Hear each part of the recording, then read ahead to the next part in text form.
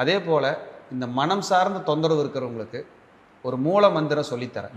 சொல்லுங்க. அந்த மந்திரம் பெரிய விஷயம் இல்லை, நம்மளா அக்செப்ட் பண்ணிக்கிறது தான். நமக்கானது நம்மை விட்டு போகாது. நமக்கானது நம்மை விட்டு போகாது, இதுதான் மந்திரம். நம்மை விட்டு போகிறது என்றால் அது நமக்கானது அல்ல. நமக்குன்னு கிடைக்க வேண்டியது வந்துடும். நம்மளை விட்டு போச்சுன்னா அது நமக்கானது அல்ல, எழுதப்படலை.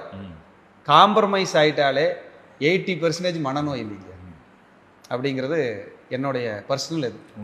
அதனால் நிதானமாக பொறுமையாக, ஏன்னா 12 கட்டத்தை கொடுத்த இறைவன் 9 கிரகத்தை தான் கொடுத்துருக்கான்.